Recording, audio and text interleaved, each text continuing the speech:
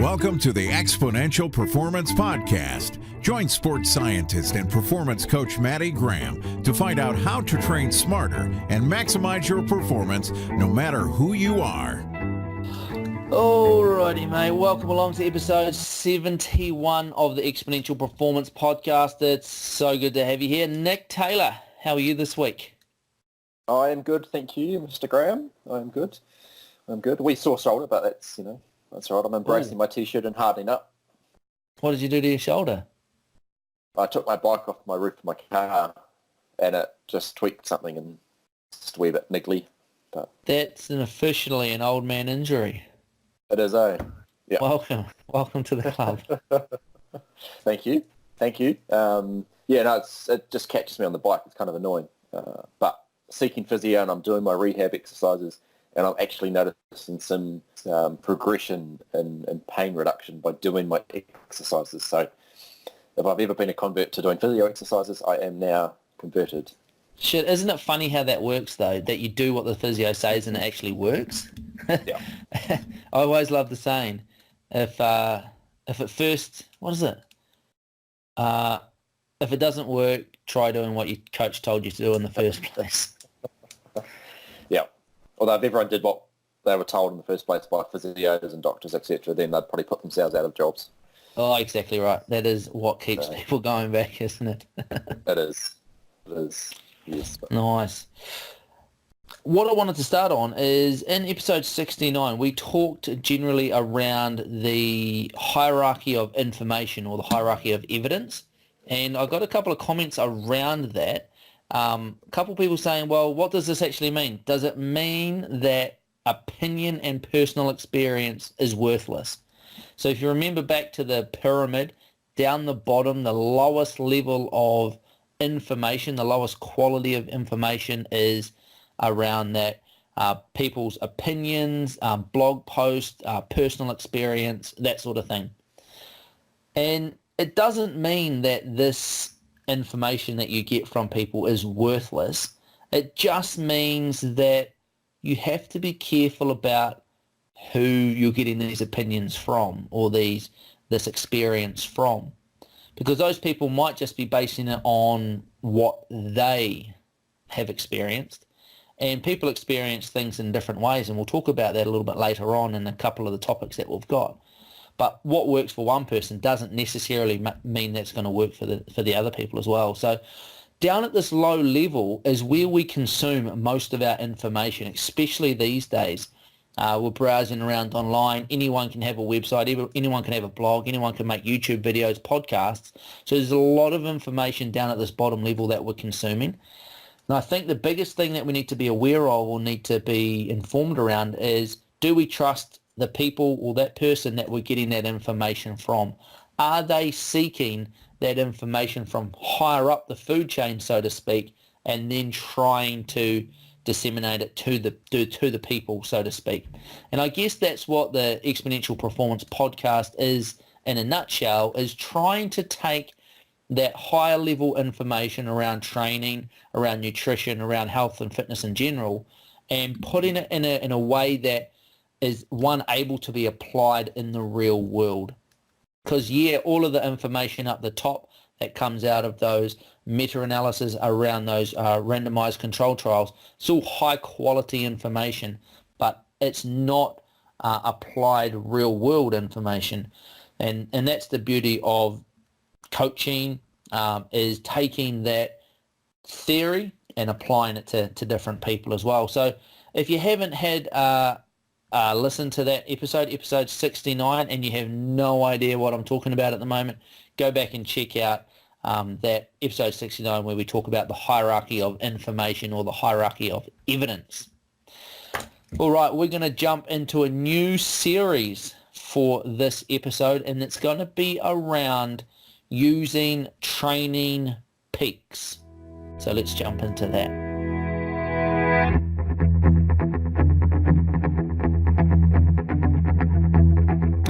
So training peaks. If you don't know what training peaks is, here's a little bit of a rundown. It's an online, I don't know, is it a software?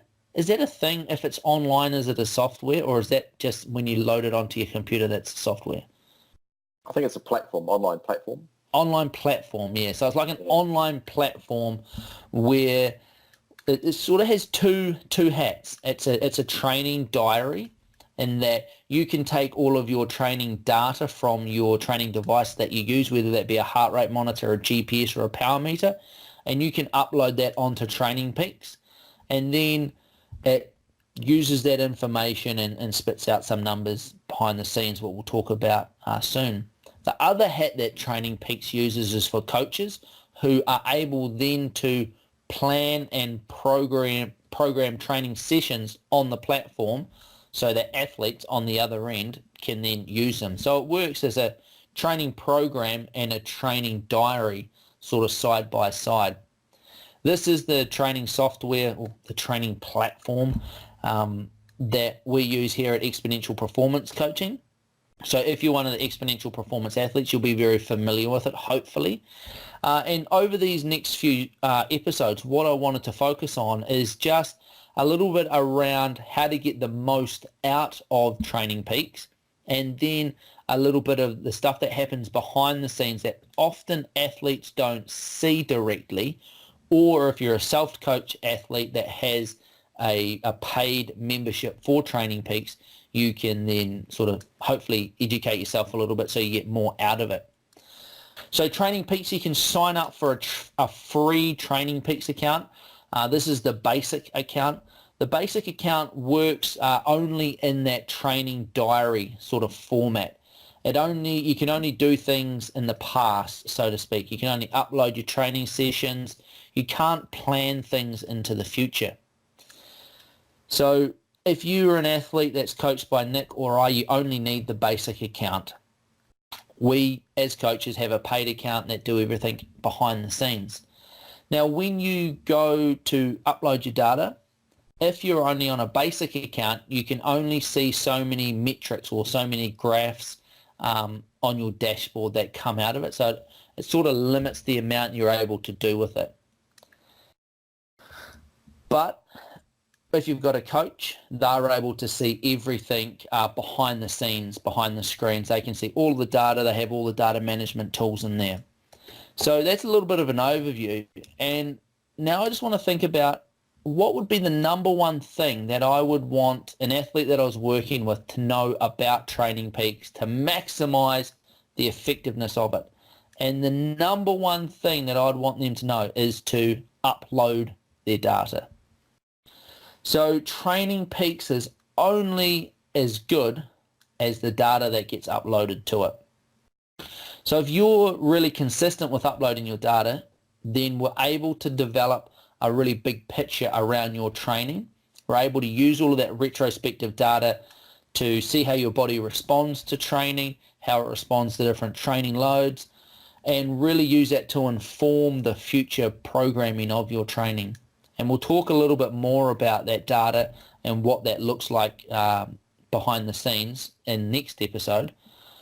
But uploading your data is crucial. It's almost a waste of time. It's almost a waste of time if you upload a couple of sessions here and there. Sure, we can still use it to prescribe your training, and you can have a look at the information from those training sessions. But when it comes to painting the bigger picture of your training and progression over time, it's almost a waste of time, because if you're doing sessions but the data is not uploaded to Training Peaks, then there's going to be big holes in your data. And we'll talk about that more when we look at the performance management chart. So uploading the data is key. Behind the scenes, this is where Training Peaks really comes into its own. Behind the scenes, a lot of, let's call it, magic happens, and algorithms are run to organize the massive data that you upload. What I often see is people buying training devices such as GPS watch units or heart rate monitors or power meters, thinking that the shelling out of that sort of $500 to $800 to buy this device is going to make them better. But actually it doesn't make them better at all, because they're still doing their training and it's just there to inform you. What often happens is people just end up walking around with really expensive wristwatches or really expensive bike computers, and they don't actually get anything out of them because the amount of data that you get from one single training session is huge.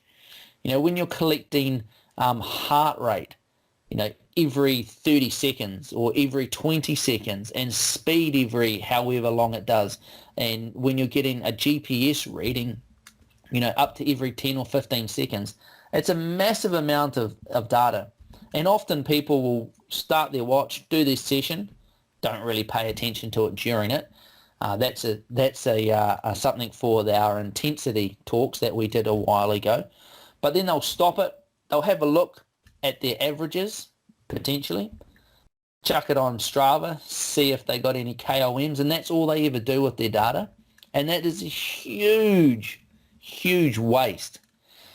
But when it comes to it, when heart rate monitors first came out, there was nothing you could really do with the data because there was just so much of it. How do you process it all? And this is where Training Peaks really sort of leads the field and how they manage all of the data over time and build a bigger picture around it. So once this data is uploaded, Training Peaks runs these different algorithms on the data, and it builds a picture of your training. This is called our performance management chart. And in short, because we're going to dig into performance management chart in the next episode, but in short, a performance management chart is the sum of all of your training over the past, however long you've been uploading it. Every training session that you do adds into this performance management chart and tells us how hard you've been working, how much accumulated training load you've got, where your fatigue and freshness balance is, and from that we're able to monitor what you're up to. So what we're going to do in the next episode is really dig into that performance management chart now that we've got a bit of an idea of what it's about. But what I also wanted to do today is provide some alternatives to Training Peaks, because I'm not here promoting Training Peaks in any form whatsoever. I get nothing out of it. All I do is pay my monthly bill to them to manage and coach my athletes that are on there. But Strava is, believe it or not, are quite a good alternative to Training Peaks. Most people are uploading their data to Strava. So if you get a Strava Summit account, which is their premium paid version, then essentially the same or similar, at least, similar algorithms can run in the background to manage your data and get a performance management chart. And it'll become a little bit clearer, hopefully, when we talk about the performance management chart in the next episode about what it actually means.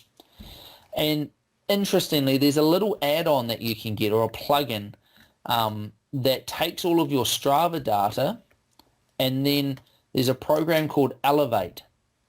And what it actually does is it provides all of the paid options of Strava and of Training Peaks, but for free, which is pretty out there. And so you can get a performance management chart through this as well. Now, the only caveat I'd say around Strava and the Elevate platforms is that you don't really know exactly the algorithms that they're coming up with. Training Peaks is definitely leading the field in terms of their training algorithms and how they categorize everything and move forward. There's been a lot of extremely smart people that have put into the development of them, and these other ones sort of piggybacked on the back of those. And I don't know too much about the development of them, to be honest, but from what I've seen, they look really pretty solid anyway. So there's a little bit of an introduction to Training Peaks. It'd be interesting to know if you can comment on whatever platform you're listening on, is which one of these do you use? Do you use Training Peaks? Do you use Strava? Do you use Elevate? Or do you use something else to track your training and to log your training data? And no doubt you'll know if you're one of those people who don't upload their data that often. And if there's any athletes out there that I coach, I am talking to you. Make sure you upload your data. Because remember, if it's not on Training Peaks, it didn't actually happen. All right, and that's way more important than it not being on Strava. Nothing infuriates me more when I have a look on someone's Training Peaks account and it's all red. They haven't uploaded anything. Then I'll pop over to Strava and all of their sessions are on Strava. So they could go and spare the time to upload to Strava, but not to Training Peaks. Even though I can't do anything with it when it's on Strava, but I can when it's on Training Peaks. Moral of the story, team, upload your data. Nick.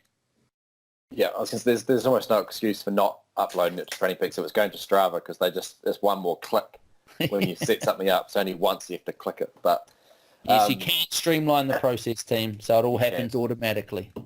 Yeah, and that's it raises two points for me. One, even if you're an athlete and you're wanting to do some sort of training diary without a coach, I think Training Peaks is a fantastic option because so many coaches use it around the world that if you then ever decide to step across and be coached, or you go and get some sort of almost like a consultation by a coach, they can see what you've been up to. And so it makes that whole process of putting together a plan for you a lot easier because you can see what you've done in the past, what might have worked, what didn't work, what kind of sessions you like, and so forth. But also you raised a good point around actually knowing what your smartwatch or your GPS unit can actually do and how to use it in your session. So if you're being prescribed a pace running session, you know how to get pace on your watch. Or if you've got a power session on your bike, you've got your power zones actually linked from Training Peaks across to your device. So you're actually, everything's talking together because you're spending all this time uploading, paying for a coach, paying for the device. To go out there and just not do any of it is a bit of a waste, really. Absolutely. And I like that idea of even if you're not working with the coaches, uploading things for the future potentially.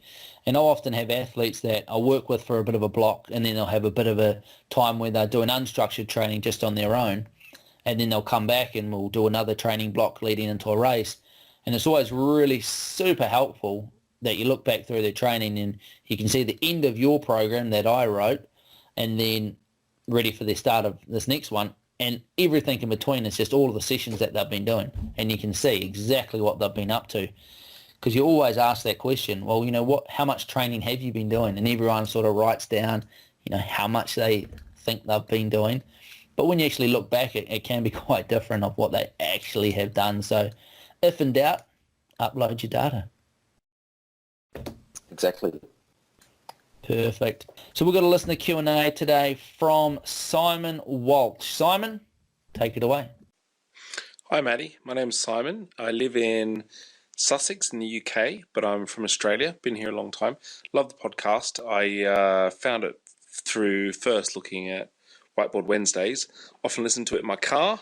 My commute's quite short, so I listen to it at like 1.25 speed, which just works for me.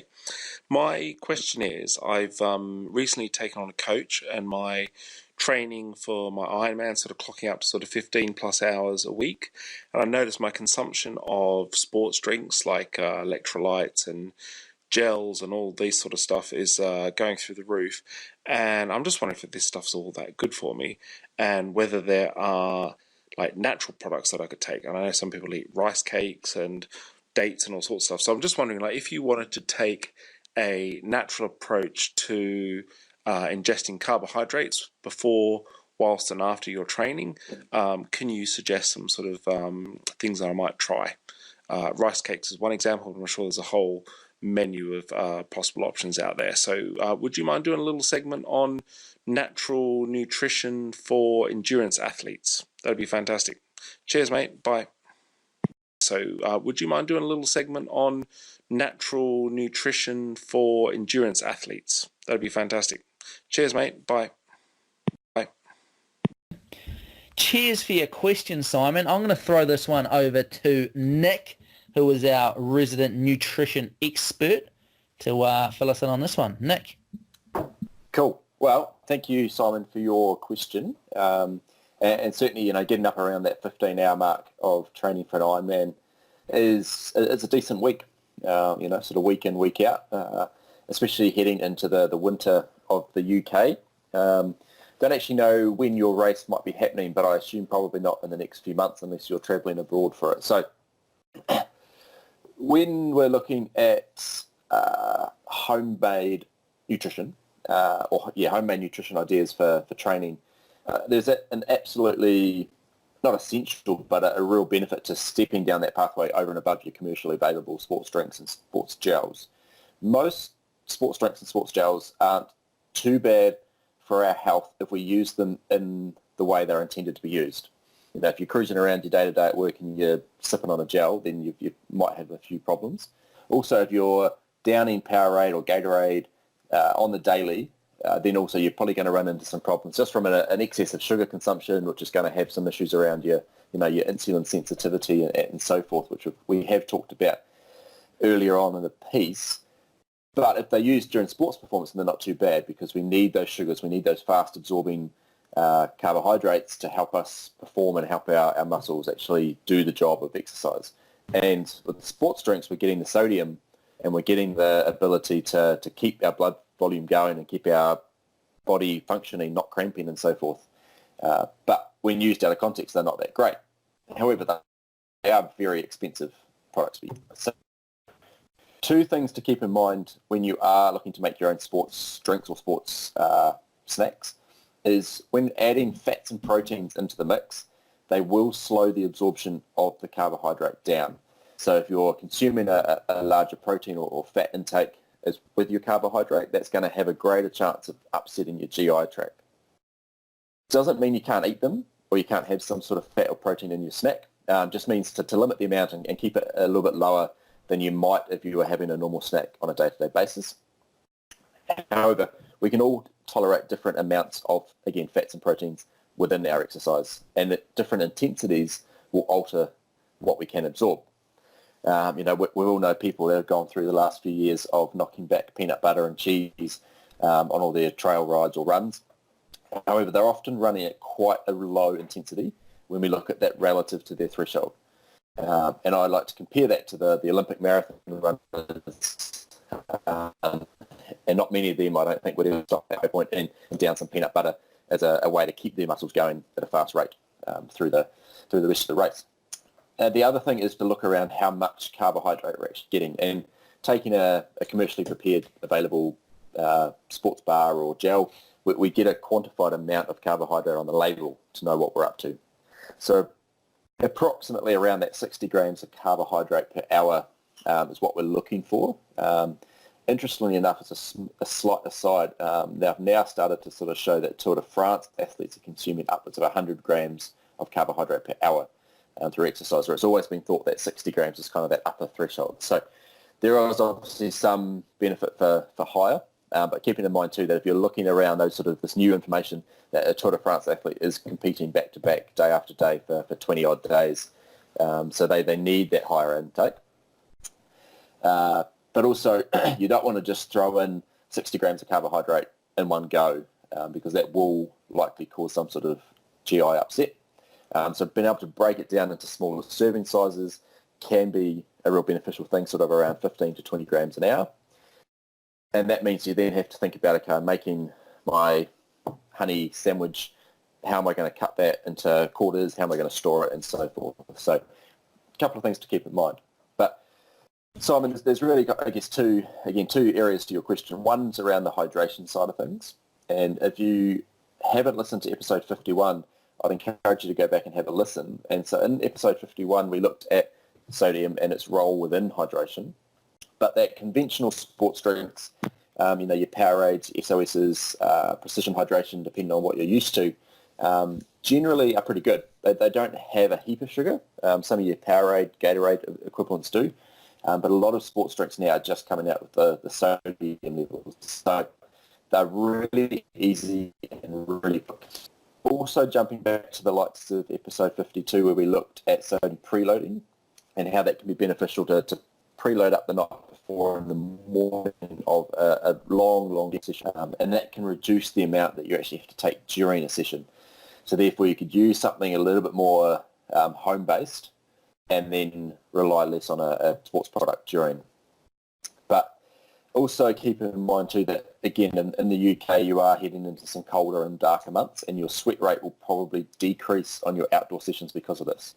So you don't need to consume a huge amount of sodium if you're outside training, But if you then spend a lot of time inside training because of the weather, then you have to bear in mind that your sweat rate might go up, and so you're going to be getting rid of more sodium, so you're going to have to take on board more. So I do encourage you to have a listen to those 2 episodes just to get a bit of an idea where your sweat rate and your sodium concentration might be at. So when you are applying either a home-based option or a commercial-based option, you've got that sodium level dialed in. Now, increasing your salt or table salt in your diet can be a really easy, natural approach to sodium. So there's nothing wrong with having table salt, and it's obviously talked quite heavily about from a health point of view. Don't want too high sodium intake or salt intake, and that's quite true. I mean, day to day we don't need excessive amount, and people that are sweating and losing a lot of sodium don't need to take on board a whole heap of sodium. And also the problem is 1 teaspoon of salt contains 2,300 milligrams of sodium. Now, an average sweater might lose 500 to 800 milligrams of sodium per hour of exercise.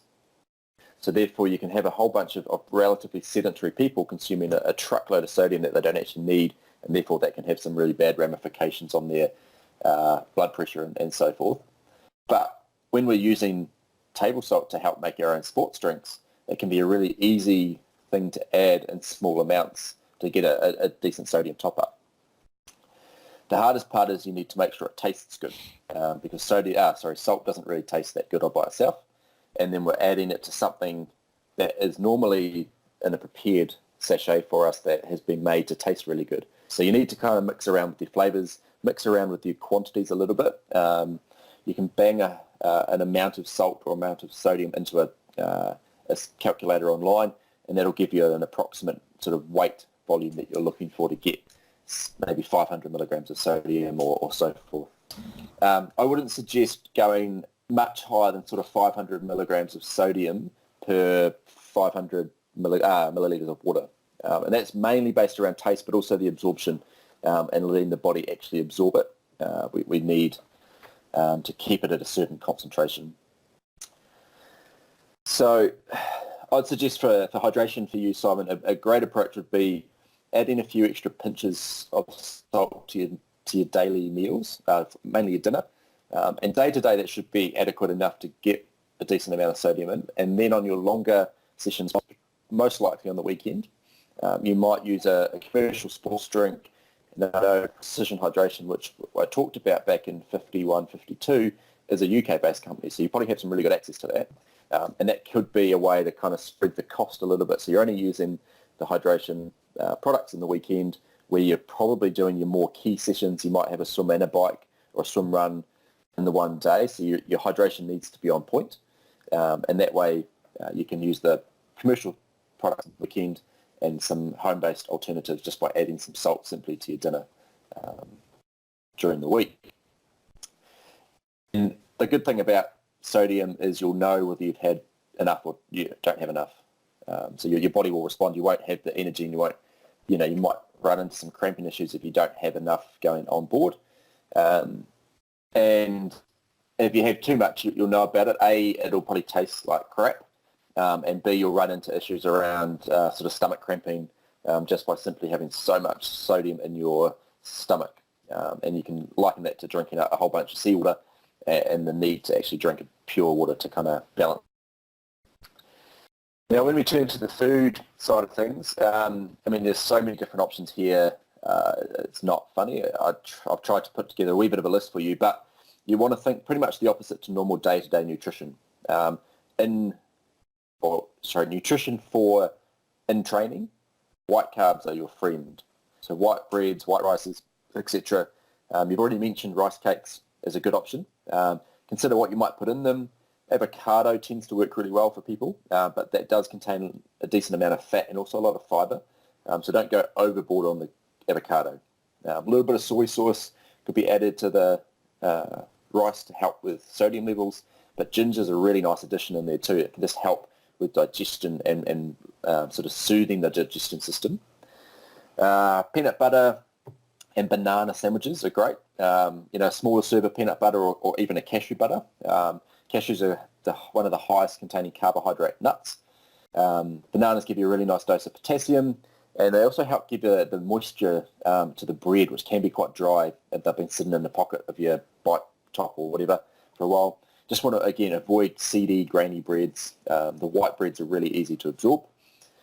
Could add honey to that option as well. You could add honey to the sandwiches, or even honey into like a wee blissful combination, using some dates and some nuts and chia seeds, etc. And I find blissfuls can be a really good way to help with serving sizes because they're obviously smaller. You can put a couple in a bag, Ziploc bag, and have individual serving sizes. The other thing that seems to be quite popular at the moment is things like baby food or making your own baby food. So basically mashed or pureed anything. The mashing and the pureeing of it makes it really easy to absorb. Again, bananas, berries, you might add a little bit of protein powder in there if you're doing a longer session. Spinach, pumpkin, sweet potato. Once for an ultra marathon, I've done a combination of pumpkin, sweet potato, nutritional yeast, which is a really nice addition to those kind of vegetables, which gives it a really nice cheesy flavour, but also adds some extra vitamins in there as well, especially some B vitamins, and adds some ginger to that mix as well. Then I just put it in a Ziploc bag, cut off the end or rip the end off with your teeth, and away you go. And there are some more kind of commercially available, like a wee baby food pouch thing you can buy and add your own food to that as well and make your own gel. Again, maybe some normal potatoes, cook them up with some salt and mash them up, add a bit of cheese, put them into a Ziploc bag, and away you go. Creamed rice is a really good option as well, works really well, blend it up, or even just straight out of a can. So if you're travelling for a race or travelling for a training session, you can go to a supermarket, buy a can, and make them on the go. So one thing I have heard about but haven't tried yet, which is surprising for me given my love of coffee, is espresso dates. So basically you soak the dates in water for about half an hour and then you puree them up with some espresso powder. Now it's worth playing around with the amount of powder because too much coffee is going to make you need to go to the toilet, which is not what you want. But you can then add some water to that mixture to get them into a consistency that you want to use, and then again put them into a gel pouch or a Ziploc bag type of thing. So like I said at the start, there's so many options. It's really going to come down to what flavours you prefer, whether you want something sweet or something savoury. Most people tend to end up making some sort of savoury snacks for themselves while they're training because there's so many sweet alternatives, actually. But your dates kind of mixes, bananas and so forth, are going to obviously have some sweetness to them. The limiting feature will become how much you can carry with you. So obviously we're making sandwiches or we're making blissballs and so forth, and that's a lot more dense to carry than a conventional gel or sort of a sports drink mixture in a bottle. So as long as you're getting 3 good quality meals in a day with a pre-training snack, then you're going to need to sort of carry less with you if those 3 or 4 meals are really dialed in. On those sessions sort of over that 90-minute to 2-hour mark, you might start to carry some alternatives in that more natural space.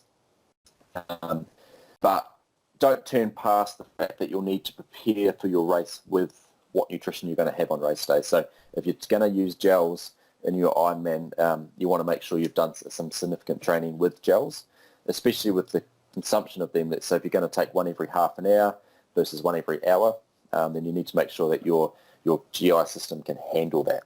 But more than happy to do some nutritional work with you and some a bit of a consultation if you want. If you want to reach out and throw out more details, we can certainly tee that up or just have a chat about it. Yeah, awesome. I think that's like for athletes getting into, starting out for their first endurance race or whatever, there's so much marketing around this, all the sport nutrition, it's a huge industry. And at the end of the day, I think just take great confidence in knowing that all you are buying essentially is convenience. It's all, at the end of the day, it's just carbohydrate, sodium, protein, and fat, or lack of those. And it's just a combination of those, how they're put together. They're in a handy packet. They're about the right size. And that's essentially all that you are buying is convenience. And you can save yourself a huge fortune in going out and either making your own, like Nick's given you a lot of options there, or just buying everyday options that sort of fit the criteria as well, like the creamed rice, bananas, they're all things that you can just readily, easily buy that are the same thing. The other thing that I really like is muesli bars, obviously, not sport-specific muesli bars, but one thing that I always reach for is the Weight Watchers muesli bars, because with Weight Watchers, they're all about 99% fat-free. So what they do is they take all the fat out of their muesli bars, and what do they put in instead? Carbohydrate, which is great for an endurance athlete who's looking for carbohydrate without any fat, with minimal protein. Fast absorption's probably not the best thing to eat if you're looking to lose weight. But again, you get 6 of them in a box for, $3 or $4 versus, $3 or $4 per bar. So again, save yourself a small fortune just by eating everyday available food. Absolutely. Yeah, I mean, muesli bars, like you said, are a fantastic option. They're available in pretty much every supermarket or dairy you're going to come across too, so they can be a bit easier to use on a longer session because you can go and stop in at a place and buy one as well. Yeah, absolutely. All right, Simon, I hope that helps answer your question. If anyone else there has any questions, send them on through. Head over to exponentialperformancecoaching.com/ask, as in ASK, ask a question, and you can leave a voice message over there for us to answer. Remember, every time you ask a question, we're going to send you a free copy of the Performance Temple Handbooks for free for your time and effort putting in to asking that question. If you don't want to hear your voice broadcast over the sound waves of the internet, you can send us through topics you'd like to hear or specific questions over on email or via our social media channels. What we're going to do now is we're going to jump into a little bit of a quick tip around sleep.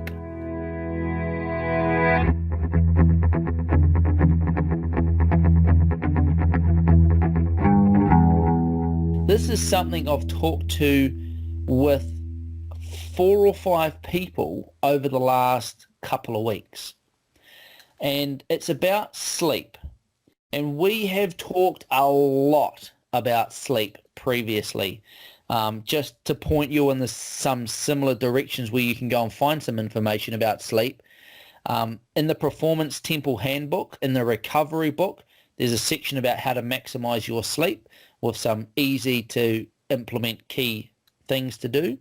In episode 2 of the podcast, we talked about protein before sleep. In episode 3, we talked about sleep and injury. In episode 11, we talked about sleep, injury, performance, and weight loss and how sleep affects those things. In episode 47, we talked around recovery and the importance of sleep. And recently in episode 69, Nick talked about mindfulness and breathing and how that can be used to help with sleep as well. I also have a video over on YouTube, part of the Whiteboard Wednesday series, about how to get better sleep. So I thought that I had done sleep to death. However, talking with these different people was kind of the same questions or the same sort of approach to it. And so I thought I'd done a good job, but obviously I hadn't because there's still questions out there. And I also myself was personally, over the last couple of months, things have been really bad. Well, not bad.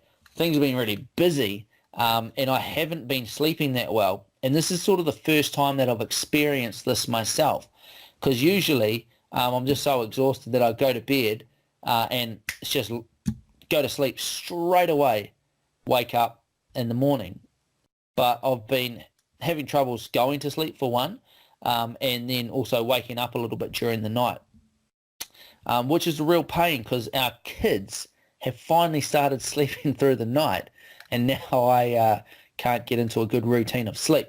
So one thing I want to focus on is as soon as people talk about sleep, usually the first thing they talk about or the recommendation is to get more sleep, all right? And everyone knows that you should be getting at least 8 hours of sleep or whatever you want to call it, 7.5 hours, so you get 5 90-minute sleep cycles or whatever it might be.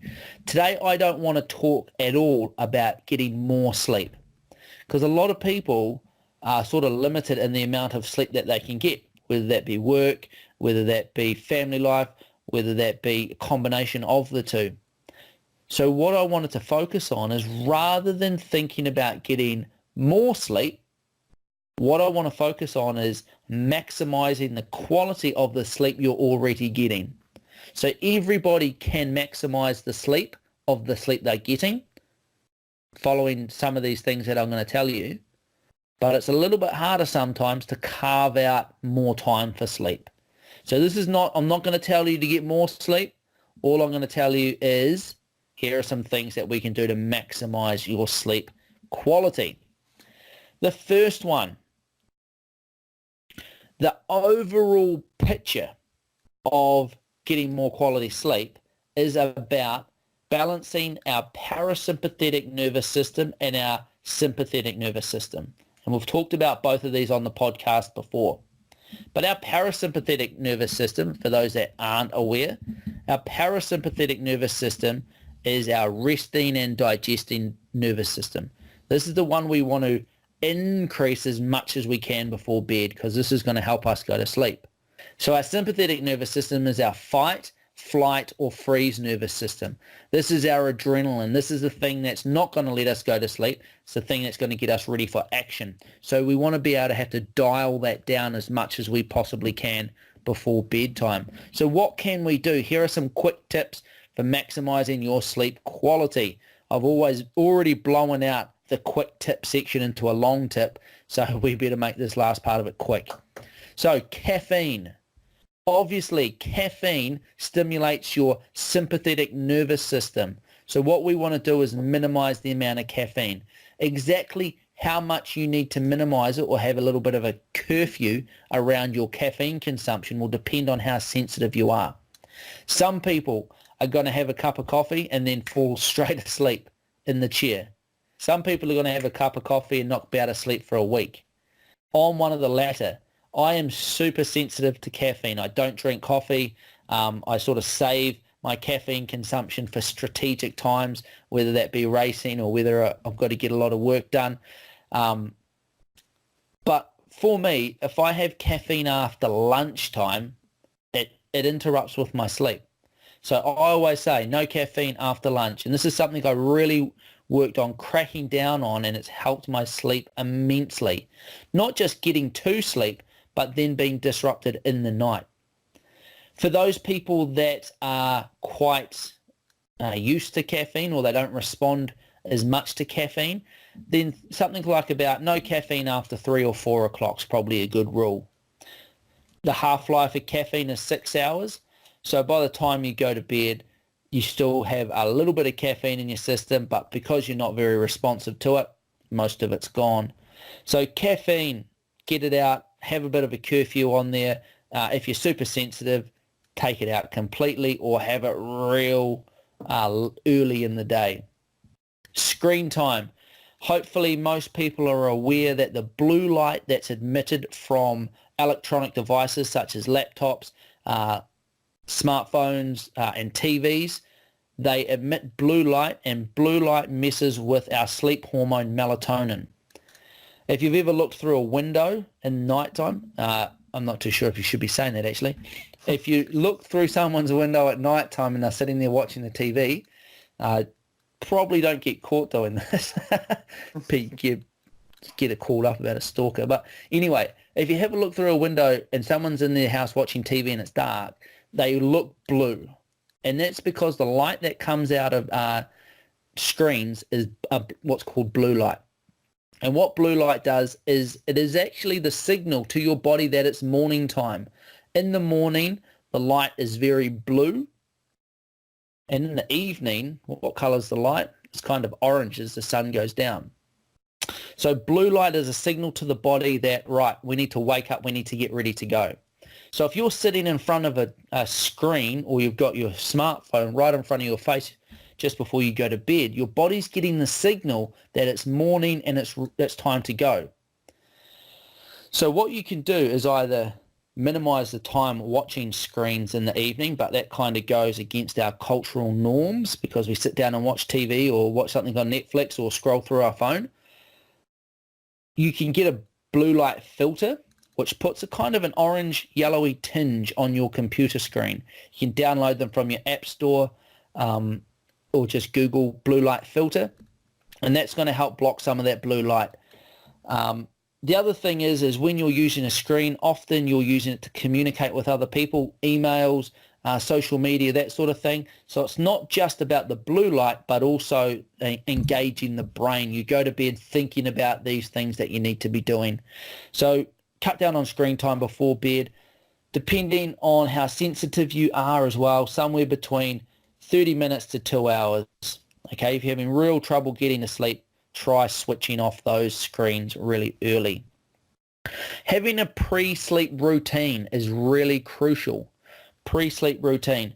If you've ever had a child that you're trying to get to sleep, if you've got a baby, the number one thing that all the old wives' tales say is make sure you have a routine and you train it to go to sleep, essentially. Train them. Not politically correct to say it anymore. Train them to go to sleep. So you go through the feeding, the bath, the jammies, getting the hot water bottle in the bed, reading a story, laying down with them. So they get used to these things are happening. This means I'm about to go to sleep. So we all sort of start to forget that when we get old and wise, and we think that we don't need our pre-sleep routine anymore. But getting your body into that mode of, right, I'm about to go to sleep now. This is what I do. I wind down, I read a book, I have a shower, whatever it might be. What it does is it dials down the sympathetic nervous system and it turns up that parasympathetic rest and digest nervous system. So get a bit of a pre-sleep routine going and it'll help a lot. Potentially supplementation and supplementing with magnesium. Magnesium has long been connected with sleep and potentially sleep quality. It's a pretty low-cost supplement out there, pretty minimal side effects. Magnesium is involved in something like over 300 different reactions in your body, and a lot of them being the sort of neurotransmission of getting sleep happening. So I've gone back to supplementing with magnesium, something I used to do. Got some of my Go Healthy magnesium back on board, and it seems to be part of the full puzzle, putting it all together. Sleep environment is key, and I talk about this in my YouTube video, but essentially you want to create yourself a cave to sleep in. So what does a cave look like? Well, a cave's dark, obviously. So your room wants to be really dark. Block out as much light as you can. Hopefully there's no screens or little red lights in your room. Good curtains is key, especially as we get into summer here in the southern hemisphere. And you're going to bed often while the sun is still up, or trying to sleep while the sun's coming up in the morning. So you want it to be dark. You want it to be cool. Your body doesn't like sleeping in a hot environment because to go to sleep, you've got to drop your core body temperature by about 1 degree. If your body cannot offload heat into the environment around you to cool down, then you're not going to be able to go to sleep. That's why you really struggle to go to sleep when it's really hot. And it wants to be quiet. Cool, dark, and quiet. Make yourself a cave. It'll help a lot. 2 final things, and it's all about dialing up that parasympathetic nervous system, getting yourself into that rested and relaxed state so your body can switch off and go to sleep. Mindfulness, Nick covered it in episode 69, mindfulness, breathing. So focus on ramping up that parasympathetic nervous system through some breathing and some gentle rolling and stretching. Just think about the last time you had a massage. You jumped off the table, or you didn't jump off, you sort of slid off the table feeling tired, sleepy. You didn't jump off the table feeling energized and ready to go. No, because if you're rolling and stretching gently, don't go real hard, then it's going to start switching on that parasympathetic nervous system. So it's not just about getting to sleep, because a lot of these things are kind of about getting to sleep, but it's been shown, especially for a lot of like the mindfulness, breathing, the sleep environment, the screen time, the caffeine. It's not about just getting to sleep, but it's about the quality of sleep that you get and the uninterrupted sleep. Because if you're waking up or you're coming out of your sleep cycles, then the quality of your sleep's not quite there. So focus on trying some of these things. If you're struggling with sleep, either getting to sleep, waking up throughout the night, or you are waking up and you're still tired, give some of these things a shot. Refer back to all of those other episodes I talked about, and I will post a link to all of those over in the show notes at exponentialperformancecoaching.com/71 for episode 71. See if you can dial up that parasympathetic nervous system a little bit, dial back the sympathetic nervous system, get some good quality sleep, and reap the benefits that sleep gives you in terms of minimizing injury, maximizing performance, maximizing recovery, and maximizing weight loss. Who does not want all of those things? So, sleep quality. Nick, the very long, quick tip for today. Yes, I probably shouldn't add too much to it then to make it even longer, should I? Any words of wisdom are always welcomed. Well, I mean, sleep quality and sleep hygiene, so to speak, we could do, months and months of podcasts on them because there's so many different areas. But two really cool, well, not cool things, but interesting things to touch on is the blue light exposure that you're talking about. So in our houses now, we are kind of just riddled with LED light bulbs because they're so much more energy efficient and better for the environment and so forth. But they emit more blue light than a halogen bulb. So we've kind of created this situation in the houses where we've got all these nice light bulbs and so forth, but they're emitting more blue light. So being able to kind of get away from that in the later stages of the evening, if you've got the ability to dim them, or even turn them off and just replace it with a small lamp or something, that you can reduce the total blue light exposure. And one interesting side of thing about like the little red light, think about the one on the TV or even on a microwave, those little lights. So they showed in a study, and I'd have to look it up to find some further details, but a simple exposure by a little red LED on the back of someone's leg, like in behind the kneecap, was enough to disrupt their sleep cycle while they were sleeping. And it blows me away every time because I spend a lot of time traveling in motels and everything's light, there's lights outside the rooms, there's lights on the TVs, there's microwaves and so forth everywhere. And so it's no wonder that people report having these poor sleeps in motels. Obviously you're not in your own bed, but you're also got so much more stimulus going on that you're not even aware of. You think, that little red light's not going to do much, but it's amazing what it can do. So turn everything off that you can. Get a TV out of your bedroom to start with. It shouldn't even be in there in the first place, but turn it off. Turn off if you've got a charger beside your bed, charging your phone, cover it up with some tape or turn it over, cover it with a little bit of a blanket or something that you can to get rid of the light itself. Brilliant. The quick tip on sleep quality. So rather than thinking about hours, think about quality first and foremost, and then we can start adding hours onto our sleep when we go from there. Alrighty team, we're going to wrap it up there for episode 71. Thanks for joining us. I hope you have found the information helpful. The biggest thing now is to go and use this information. So many people just spend so much time consuming information, thinking that that's the thing that's going to make them better by knowing more. However, it's the people that get out there and do. They use the information. They apply it to themselves. They are the ones that improve. So get out there and train hard, but most importantly, train smart. We'll talk to you next time. Mate, thanks for listening. If you would like to support this podcast and see it continue into the future, you can do so in a number of ways. Firstly, make sure you subscribe to this channel on whatever platform you are listening. Like and share the podcast on social media to help spread the word. If you're feeling really generous, head over and leave a review and a rating over on iTunes. This helps spread the word and develop the podcast. All of this will help the podcast continue long into the future so we can keep bringing you the information you need to train hard, but most importantly, train smart.